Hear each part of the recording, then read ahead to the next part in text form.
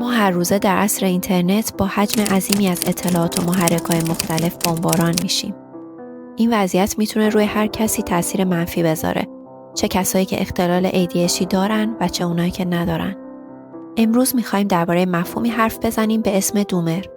کسی که معمولاً دیدگاهش به دنیا بدبینانه و ناامیدانه است. این واژه یه میمه و اصطلاح علمی نیست، اما چیزی که مهمه ذهنیتی است که پشت این مفهوم وجود داره. مخصوصاً برای افرادی که به ADHD مبتلا هستن، این ذهنیت میتونه آسیبزا باشه. افسردگی و حس ناکافی بودن.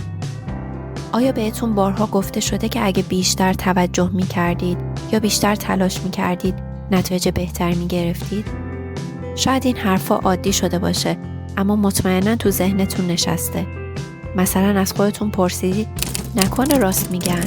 شاید من تنبلم؟ این افکار میتونن به راحتی شما رو به سمت حالت افسردگی ببرن و انگیزتون رو از بین ببرن. خیلی وقتا ADHD توی افرادی که علائم افسردگی دارن نادیده گرفته میشه و همین کار رو برای شناسایی و درمان سخت‌تر میکنه. بی‌عملی و ناکامی.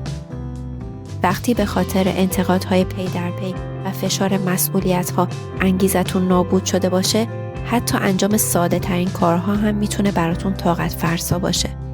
با اینکه میدونید باید کارهایی انجام بشه، ولی انگار هیچ انرژی برای شروع کردن ندارید.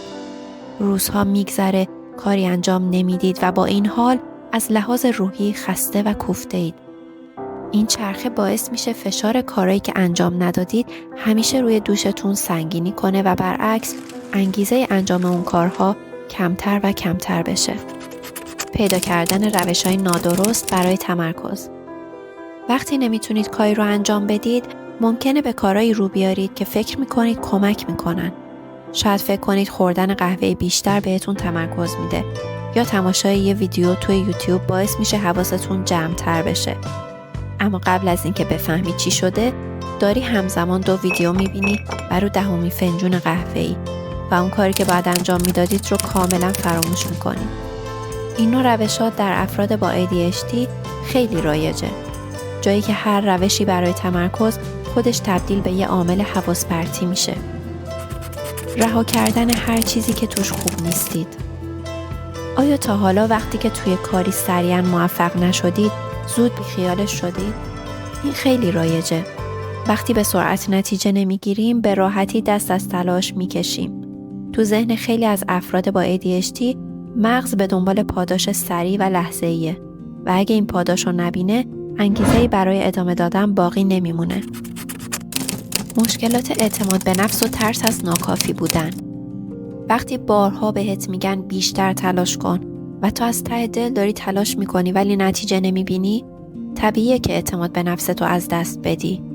ممکنه شروع کنی به مقصر دونستن خودت به جای شرایطی که توش هستی.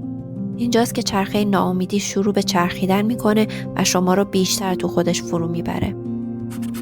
چطور از این چرخه بیرون بیایم؟ هر کسی که ADHD داره به شکل‌های مختلفی این اختلال رو تجربه میکنه. ولی چیزی که امروز بهش پرداختیم اینه که چطور میشه از این چرخه ناامیدی و بی‌انگیزگی خارج شد. اولین کاری که میتونه کمک کنه اینه که یه روش پاداش دهنده پیدا کنید که براتون مفید باشه و حواستون رو هم پرت نکنه.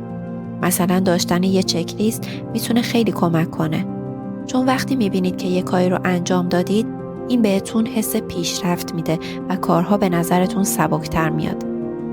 برای اختلال‌های ADHD شدیدتر ممکنه نیاز به روش‌های درمانی مثل تمرین‌های مخصوص حافظه و تمرکز داشته باشید. همینطور برای کنار اومدن با علائم افسردگی باید روی تغییر دیدگاهتون نسبت به اعتماد به نفس و ارزش شخصی کار کنید. گرفتار شدن توی چرخه ناامیدی ADHD به این معنی نیست که دیگه راهی برای بیرون اومدن وجود نداره. اگه شما هم راهی برای خروج از این چرخه پیدا کردید، حتما توی کامنت ها برام بنویسید. یادتون نره که شما هم میتونید بهترین نسخه از خودتون باشید. اگه دوست دارید که ویدیوهای بیشتری مثل این ببینید، لطفاً کانال رو سابسکرایب کنید و یادتون نره که ویدیو رو لایک کنید.